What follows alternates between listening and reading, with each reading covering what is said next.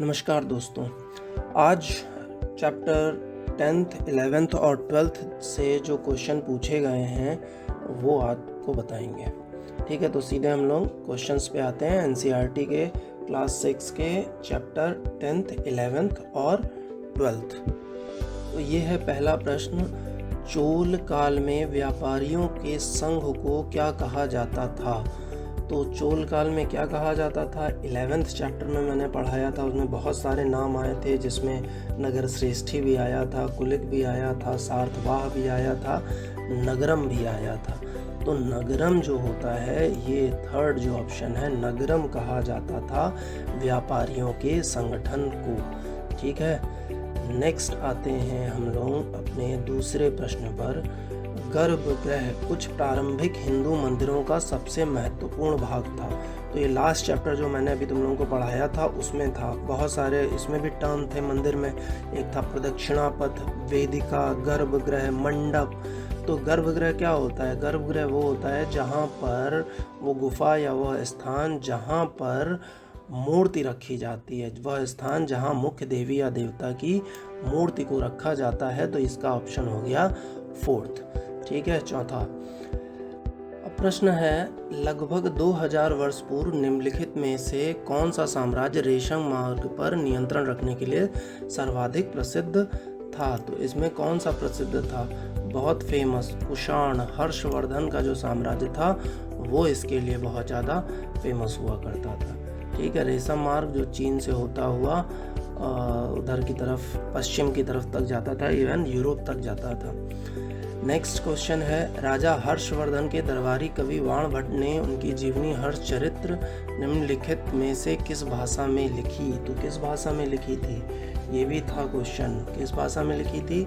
संस्कृत भाषा में लिखी थी। किस में लिखी थी? संस्कृत में। ठीक है, नेक्स्ट अब आते हैं हम लोग, नेक्स्ट प्रश्न आ गया ये। नेक्स्ट प्रश्न बनता है, गणितज्ञ तथा खगोल शास्त्री आर्यभट्ट की आर्यभट्टीयम नामक पुस्तक, आर्यभट्ट की आर्यभट्टीयम नामक पुस्तक निम्नलिखित में से किस भाषा में लिखी गई है। तो किस भाषा में लिखी गई है? ये भी संस्कृत में ही लिखी गई है। ये भी बताया था तुम लोगों को। आर्यभट्ट के साथ साथ भी मैंने ब्रह्मगुप्त और बहुत सारे राइटर्स बताए थे जो उस समय लिख रहे थे। ठीक है, नेक्स्ट अब ये क्वेश्चन है, संगम कविताओं में किन 3 राजवंशों को मूविंदार कहा गया है। मूविंदार किसको कहा गया है? तो बहुत फेमस प्रश्न है ये। चोल, चेर और पांड्य। दक्षिण भारत में यही प्रसिद्ध ही हैं, याद रखना, ये 3 नाम बिल्कुल रट लो, चोल, चेर और पांड्य। तो दूसरा ऑप्शन इसका सही हो गया। बौद्ध धर्म में बोधिसत्व थे। बोधिसत्व कौन थे? वे लोग जिन्होंने निर्वाण प्राप्त किया हो। बुद्ध की प्रतिमाएं, चीनी बौद्ध तीर्थ या यात्री बौद्ध विद्वान। तो नहीं, इसमें क्या है, केवल वे लोग जिन्होंने निर्वाण प्राप्त किया हो उनको बोला जाता था बोधिसत्व। ये लास्ट चैप्टर में मैंने तुम लोगों को अभी कुछ दिन पहले ही बताया था। अब ये नेक्स्ट, महरौली के लौह स्तंभ में किस राजा का नाम मिलता है। फिर से ये लास्ट चैप्टर का ही आ गया। देखो 12वें चैप्टर का है ये। अशोक, चंद्र, समुद्रगुप्त या विष्णुगुप्त। तो अगर जरा सा भी याद है तो उसमें चंद्र नाम के राजा का उल्लेख मिलता है। तो ये हो गए चंद्र। तो चंद्रवंश के राजा का उल्लेख मिलता है। तो ये लौह में किस राजा का नाम है? तो ऑप्शन 2।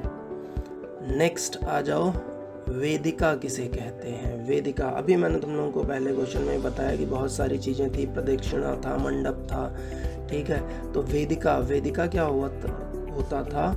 रेलिंग से घिरा हुआ पथ। प्रदक्षिणा होती थी, प्रदक्षिणा होता था वो पथ जो जिसपे लोग मंदिर के चारों तरफ चक्कर लगाते थे, और वही जो प्रदक्षिणा पथ था रेलिंग से घिरा हुआ था, जिसे वेदिका कहा जाता था। ठीक है, नेक्स्ट अब आता है, कागज का आविष्कार किस देश में माना जाता है। तो कागज का आविष्कार किस देश में माना जाता है? पता है, काई लुन ने किया था। कहाँ पे किया था? चीन में किया था। ठीक, नेक्स्ट, तमिल महाकाव्य शिल्पाधिकारम की रचना किसने करी। तो किसने करी? याद आया कुछ, इलांगो ने करी थी। किसने करी थी? इलांगो ने करी थी। कोवलन और माधवी तो उसके कैरेक्टर हैं और सतनार ने मणिमेखला लिखी हुई थी, तो याद रखना इनको। नेक्स्ट अब आते हैं, अजंता गुफा चित्रों में इस्तेमाल किए गए रंग निम्नलिखित में से किस सामग्री से प्राप्त किए गए हैं? तो ये भी लास्ट चैप्टर में ही बताया था मैंने कि इसमें किससे प्राप्त किए गए? पौधों और खनिजों से प्राप्त किए गए। पौधों और खनिजों से प्राप्त रंगों का प्रयोग करते हुए इनकी ड्राइंग बनाई गई थी। और मशाल जला के बनाई जाती थी, क्योंकि बहुत अंधेरा होता था, तो बहुत अंधेरे में कुछ दिखाई देगा नहीं, इसलिए मशालों की रोशनी में ही उन्होंने इतनी सुंदर कलाकृतियाँ बनाई हैं, जो मैंने तुम लोगों को फोटो में भी दिखाई थी। नेक्स्ट, समुद्रगुप्त की निम्नलिखित में से कौन सी ऐसी नीति थी जो विशिष्ट रूप से दक्षिणापथ शासकों के लिए थी? 4 नीतियां मैंने बताई थी, उसमें दक्षिणापथ वाली अगर कुछ भी याद हो तो दक्षिणापथ वाली कौन सी थी? उसमें अगर याद आ रहा है कि इन्होंने हार स्वीकार की और उन्हें पुनः शासन करने की अनुमति दी गई।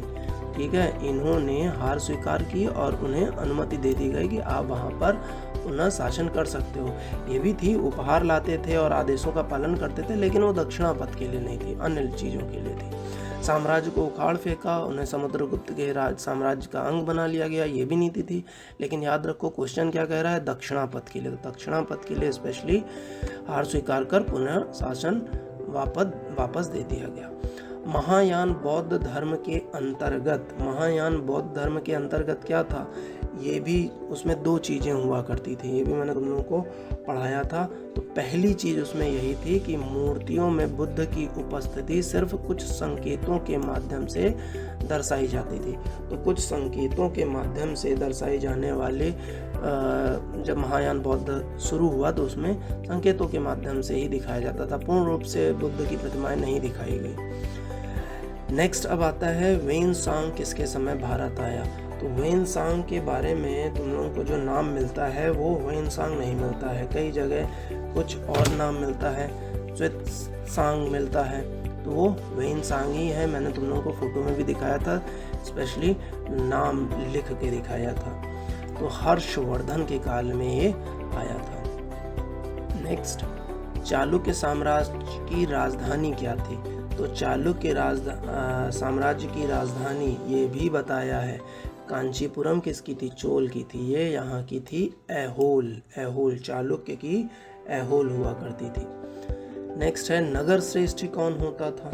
तो नगर श्रेष्ठी कौन होता था? नगर श्रेष्ठी जो होता था वो मुख्य बैंकर होता था, जो कि पैसे दिया करता था, लोन पे पैसे देना हो, इस तरीके के काम जो करेगा वो नगर श्रेष्ठी कहलाता था। लिपिक मुख्य शिल्पकार और व्यापारियों के काफिलों का नेता भी है। क्या है? याद करो। सामंत कौन होते थे? सामंत कौन होते थे? सेना नायक जो आवश्यकता पड़ने पर राजा को सैनिक सहायता देते थे। तो इसका तो पहला ही ऑप्शन है, यही होते थे। सामंत क्या होते थे कि हमने तुमको ज़मीन दे दी, तुम उसके मालिक हो गए, राजा ने मतलब ज़मीन दे दी, उसके मालिक हो गए, और फिर ये सेना के रूप में उनको आके सहायता दिया करते थे। ठीक है, नेक्स्ट प्रश्न आता है, हर्षेण किसका दरबारी कवि था? तो ये तो बहुत ही फेमस है, हर्षेण किसका दरबारी कवि था? अगर जरा सा भी याद है तो हर्षवर्धन का दरबारी कवि था। ठीक है, नेक्स्ट, धातु मंजूषा किसे कहते थे? तो बुद्ध के बारे में जब मैंने बताया था तो उसमें क्या बताया था कि बुद्ध के अनुयायियों या बुद्ध के कुछ अवशेष जो हैं वो उसमें एक डब्बे में रख के स्तूप के अंदर रखे जाते थे। तो जो डब्बा रखा जाता था उसको बोला जाता था धातु मंजूषा, जिसमें बुद्ध या उनके अनुयायियों के शरीर के अवशेष रखे जाते थे। तो इसका पहला ही ऑप्शन है।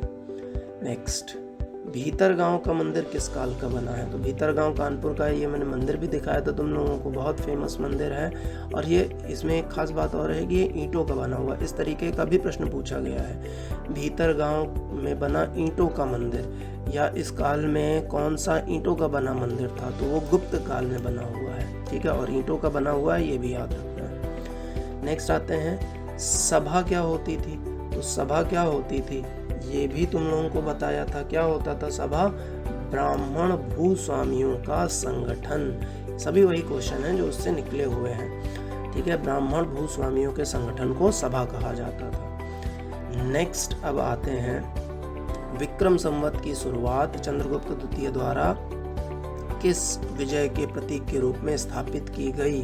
तो विक्रमी संवत मैंने बताया था तुम लोगों को, जितना भी हो उसमें 57 जोड़ दो, 2077 चल रहा है अभी, जैसे 2020 में 57 जोड़ा 2077, तो वो किसके उपलक्ष्य में था? शकों को हराया था। तो शकों को हराने के बाद ही उन्होंने विक्रम संवत की शुरुआत करी थी, जो आज भी माना जाता है। एकाश्म का अर्थ क्या है? एकाश्म क्या है? तो एकाश्म होता है एक ही विशाल पहाड़ी को तराश कर बनाया गया। कोई भी एक ही पहाड़ी थी, उसको तराश कर बनाए जाते थे, उसको बोला जाता था एकाश्म। तो महाबलीपुरम जो है तमिलनाडु में, वो काफ़ी फेमस है इसके लिए, काफ़ी लोग वहाँ घूमने भी जाते हैं। इवन मोदी जी और चीन के राष्ट्रपति की जब मुलाकात हुई थी तो वो भी वहाँ गए थे। तो ये एकाश्म का बना हुआ है, ठीक है। और ये आज का ये लास्ट प्रश्न, मणिमेखले किसकी कहानी है? तो मणिमेखले किसकी कहानी है? कोवलन और माधवी की कहानी है। ये मैंने तुम लोगों को एक फ़ोटो भी दिखाई थी जिसमें कहानी थी तो पूरी, उसमें बताया था कोवलन और माधवी की कहानी है मणिमेखले की। और यही आता है कि अगर मणिमेखले किसने लिखी है तो वो सतनार ने लिखी है। तो इस तरीके से हमारा NCERT क्लास 6 विषय इतिहास के सारा चैप्टर ख़त्म हो गए, उसके क्वेश्चन आंसर भी ख़त्म हो गए। नेक्स्ट में हम लोग ट्राई करेंगे कि कुछ नया टॉपिक उठाया जाए, मतलब कुछ नया विषय उठाया जाए, क्योंकि इतिहास से बोर हो चुके होंगे, तो नया कोई टॉपिक उठा के वहाँ से स्टार्ट करेंगे। तो आज के लिए इतना, सभी को धन्यवाद।